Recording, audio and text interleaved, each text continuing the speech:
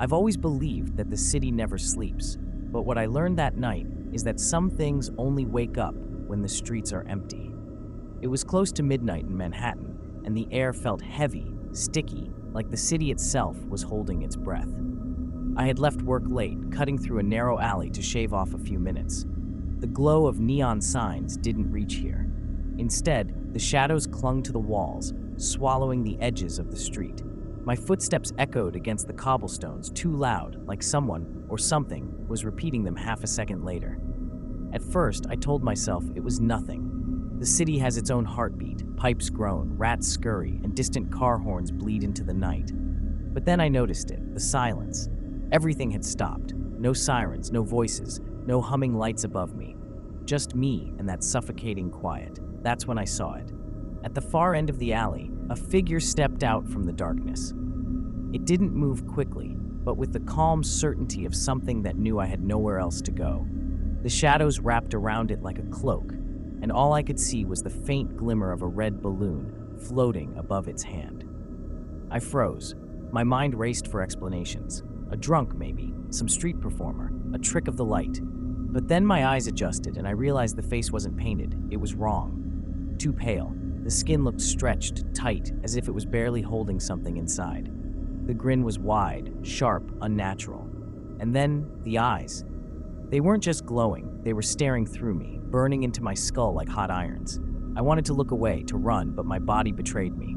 My legs felt like they were sinking into the ground, heavy, as though the street itself was holding me in place. The figure tilted its head, curious, almost playful. The balloon bobbed slightly, as if caught by a breeze I couldn't feel. And then I heard it, a laugh, not loud, not human. It slithered down the alley, curling around my ears, lodging itself deep inside my chest. I could taste it, metallic like blood. My heart was hammering so hard I thought it might burst. The thing took another step forward. Its shoes scraped against the pavement, deliberate, slow, dragging out each second like it was savoring my fear. And still, I couldn't move. Something inside me whispered to stay still, to not make a sound, like a child hiding under the covers. But the air was thick with the stench of rot, and every breath made my stomach twist. I thought about screaming, about calling for help, but even before I opened my mouth, I knew nobody would hear me.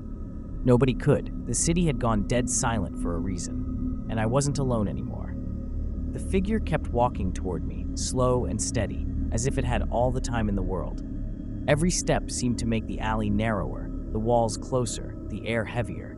My skin prickled with a crawling sensation, like invisible fingers tracing my spine. I finally forced myself to move, stumbling backward, but the sound of my own feet didn't echo anymore. It was as if the ground swallowed the noise, leaving only the scrape of its shoes behind. I turned, desperate to run, but the alley stretched on unnaturally long. What had once been a shortcut now felt endless, the far end dissolving into pitch black. I couldn't see the streetlights, couldn't even see where I had entered.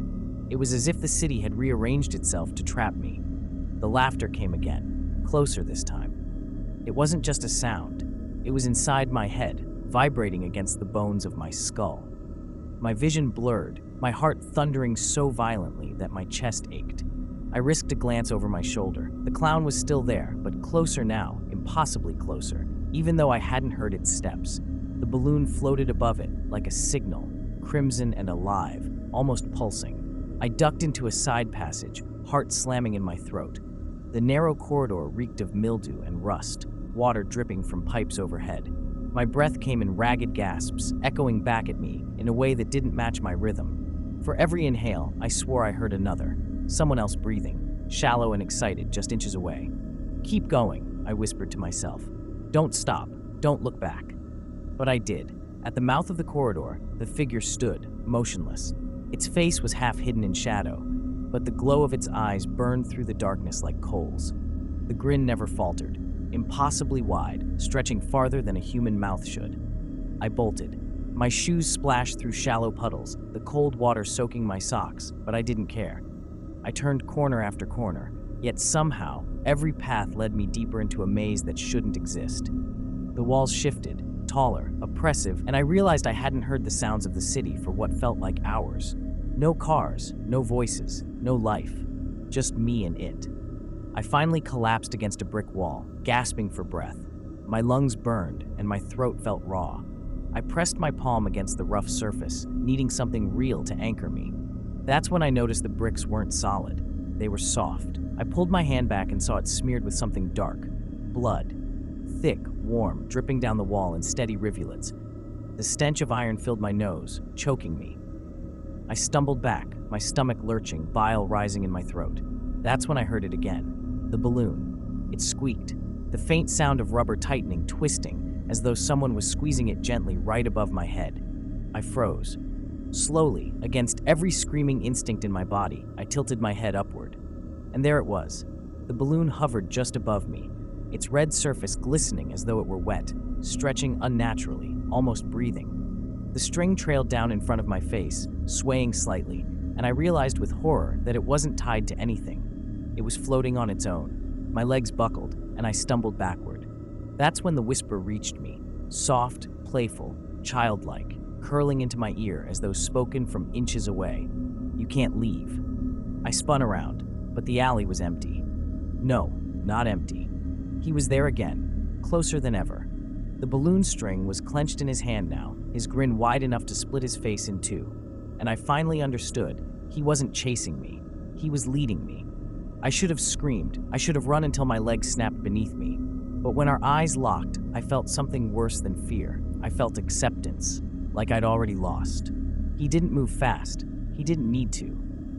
Each step he took forward bent the space around us, warping the alley, twisting the brick walls into a corridor that belonged to him, not the city. The glow in his eyes wasn't light, it was hunger.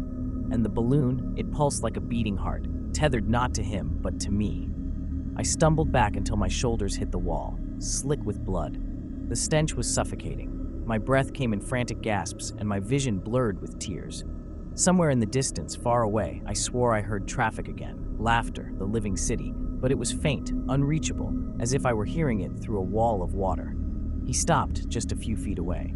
I could see him clearly now, every grotesque detail. The painted lines on his face weren't makeup at all. They were scars, carved deep, curling into that inhuman grin. His teeth gleamed sharp and endless, as though his mouth went on forever. "Why me?" I whispered, though my voice cracked into silence. The answer was in his smile.